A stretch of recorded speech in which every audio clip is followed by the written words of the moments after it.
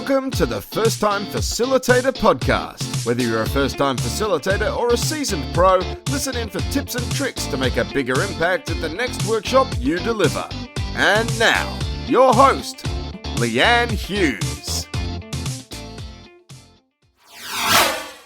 Hey facilitators, it's Leanne here, just bringing you a bonus episode. Juan Daniel Sobrado had a question in the flip chart. He has given so much to the group, so I thought we'd hop on a quick call and talk about it.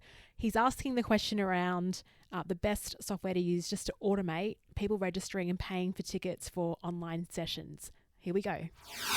All right. I'm delighted to welcome back on the First Time Facilitator podcast, Juan Daniel Sobrado. Welcome back. Hi. Hey, this is a special bonus episode coming to you, the second one that we've done. It's come out of a question that, Juanda, you asked in the flip chart group, and you've always been so helpful in that group, giving to everyone else. So I thought, why not hop on a call and let's sort of troubleshoot what you're going through. So what's your question?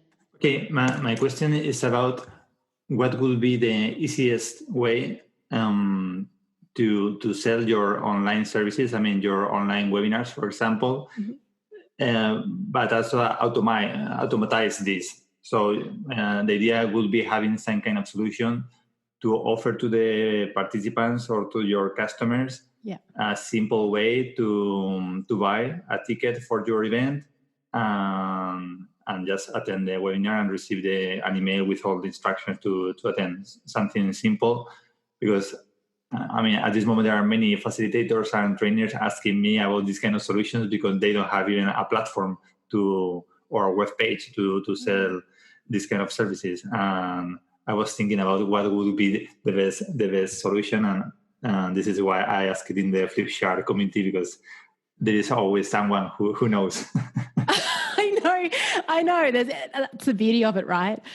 So I was going to ask you, do you have a web? I mean, you've got a website. You've got learninglegendario.com. Are you, just quickly, this might be an opportunity. Are you thinking of doing a webinar for people about facilitation? It might be an opportunity to give that a plug if you are. Yeah, I mean, we are organizing some kind of webinars in Spain in some platform with many trainers, and a part of that, I would offer my own. Yes. And this is why I'm also starting to explore these kind of things. Yeah, awesome. So I ran a couple of different ways, webinars and meetings. So a couple of months ago, I kicked off my Go Live before you go live, and I did a bit of exploration. But as you know, you hop onto Google, and I'm sure you looked at Google before you even asked the question, right? Yeah. And what did you find? I mean, some people are using Calendar or Calendly. Yeah. So you can just arrange the service, the meeting, and other people are using integrations with automatic tools like Zapier. So they are connecting a PayPal button, and then they send the link to the Zoom or to the whatever webinar tool they use. Mm-hmm. So there are so many options. There's so many. And I think that's the thing. Like, I guess what we're going to talk about, it may not suit your purposes. And I think even for Zapier, that's Zapier.com, for those listening, that is a tool that can integrate all different sort of third-party platforms together. So to do a Zapier or Zap integration, you'll need PayPal, then you'll also need a mailing system. So I use ConvertKit. Do you do newsletters? Yeah, I use Mailchimp. Yeah, the free version for me is okay at this moment. Cool. So you've got that whole thing. You could possibly integrate both of them. But I think for facilitators who don't even have websites or newsletters or things like that built up, the easiest thing that I discovered when I ran Go Live before you go live, and I mentioned it, was Eventbrite. Mm-hmm. So what was really cool about that is you can set up as many different ticket options as you like. So you can have, if it's a free event, then it's absolutely free to register. But I guess if it was free, you could also just put that in a Zoom webinar. Now, that's cool. That's when the pricing comes in, because Zoom Pro is like $20 a month in Australia. But the webinar add-on is another $60. So if you wanted just to run a Zoom meeting, you could do that with Eventbrite for free, and then it emails out the link to your Zoom meeting when someone registers, which I love. So easy. But if you're doing a paid event, with a meeting, I would suggest you could do that through Eventbrite. And I think the fee for Australia is $3.84 per ticket that's sold. Hey everyone, I'm just fact checking what I said. Now, when I said that price, that was off a $50 Australian ticket.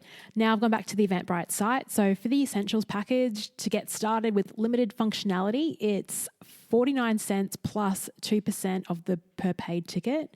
Free again for free tickets. Or professional is 99 cents plus 5% of the paid ticket. Okay, back to the show. Okay, because I thought it was a commission of the 6%, at least in Spain. I think it was, interesting. That's I think quite it's a bit. Percentage. Yeah. That's interesting. Okay, so look at the percentages. I also had a look at some other websites, and I don't know if these differ for Australia and Europe as well, or wherever you are in the world. Steph Clark on the flip chart, she recommended Human Ticks, and that was 4% of the fee plus 99 cents a ticket. But if you're a not-for-profit or a school, it's 2.5%. I guess the advantage of Human Ticks was a lot of their fees are given to charities, so it's a feel-good thing. The advantage with Eventbrite, though, going back to, I'm kind of leaning to Eventbrite for a couple of reasons. One, I'm like you, Juanda, and possibly most facilitators and trainers, I don't have time to look at zaps and integrations and make sure they're working. I don't want it to be clunky. I just want to put the event up and just sell it and move on. And so what Eventbrite does is with the location, you can actually put your conferencing link in there. So it automatically goes out. It sends, you can contextualize the email that's sent out. It gets into their calendar. They can add it to their calendar. It sends out reminders. You can elect, 24 hours before, 1 hour before. As Ken Bergen said on the flip chart as well, once you set up on Eventbrite, you've got a database of people that have enlisted in previous webinars. So if you want to retarget them, you can. Yeah, because do you see the emails of those people? I mean, you can translate those emails to your mailing list. Okay. Yeah. And nice. You just download it as a CSV file and import it into your software. Now, the one mistake I did make when I ran my first webinar was Europe. You've got all your rules, your GD, what's it called? The GDPR? Yeah, the GDPR, yeah. So you need to sign kind of authorization from the people to get their data and store that. And you have to explain very well how you are going to store that data and protect, or how the people have the right to change their data if they want, or to delete. Yep. So put that in your event notice. Yeah. Put that in. So go, by the way, by signing up for this webinar, exactly, you're going to get access to it. I'll send you a recording, and you'll also be lucky enough to receive my fortnightly newsletter. So please do that, because I've had to just remove some emails. So hopefully you learn from my mistake. Yeah, that's nice. Yeah. One more thing about Eventbrite I will say that I love is once you advertise an Eventbrite, it's marketed to people that aren't within your network. So if you make it a public event, if someone is searching for facilitation or leadership within Eventbrite, it might pop up. And you have the option of going into Eventbrite and searching for global events and webinars. That's how I found out about the podcasting conference in Brisbane. Was no one had told me I wasn't in that network. I just searched on Eventbrite and found it. I think it's a real advantage. Cool. Yeah. What else, Juanda? What else are you thinking? Because about the reminders, can you customize every email that the person receives? Yep, it's beautiful. Yeah, you can really get into the detail, customize it. If they do have a website, I like driving traffic to my website for SEO, and I just like getting the green arrow on Google Analytics when I check my reports, so there's more visitors. And you can embed, there's a code within Eventbrite, and you can embed it into WordPress or Squarespace, just a code. So you can go to, learninglegendario.com/webinar, and they can book in on that page. That's nice. That's cool. That's pretty cool. They don't have to go out. Okay, nice. Yeah. Okay, and do you know if they use the service of the wallet in EOS? They create this kind of events that automatically reminds and pop-ups. Yeah, because the good point of using the wallet is that, or also in Android there is some similar point, is that you can also communicate messages with the people through that channel. So it's a new channel that. to push notifications directly to the mobile of the customers.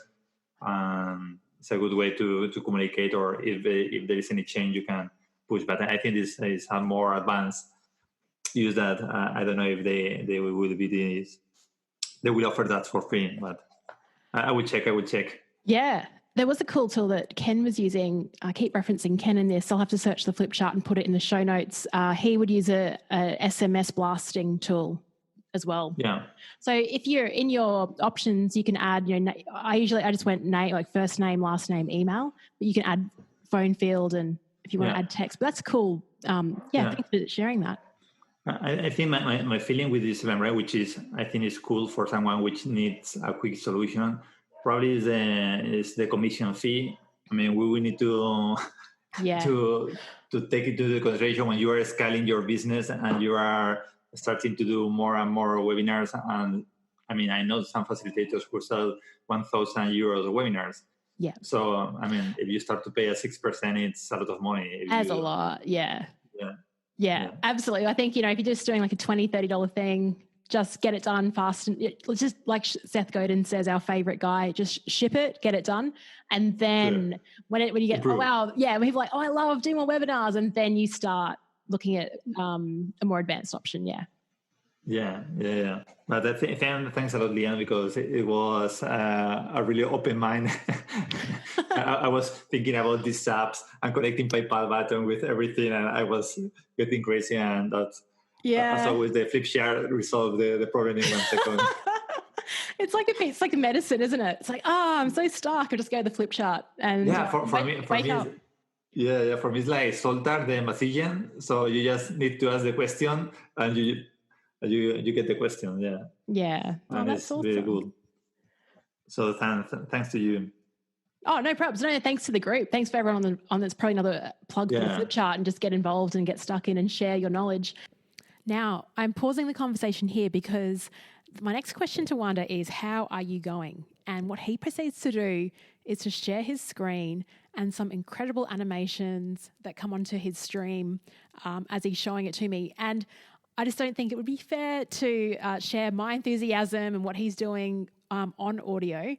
So what I've done is I've uploaded the video to the Flipchart group and also onto YouTube. So if you're watching this, listening, of course, in your podcast player, just click the link for the YouTube video and you can see the second half, or it's actually about 5 minutes, where Juanda just does these magic tricks on Zoom. It's super cool. Thank you so much for listening to the show. Subscribe to stay posted with all of these bonus episodes coming to you. And you can also find my latest PDF. It's called 5 Unpredictable Ways to Start a Zoom Workshop That Predictably Work. Just hop onto leannehughes.com for that. All right. See you later, facilitators. Oh, and by the way, if you were listening to this and going, Leanne, Juanda, you haven't thought of this tool, please reach out and let us know. Email me hello@leannehughes.com or tweet at Leanne Hughes to share what tool you're using that does this really well. Ciao.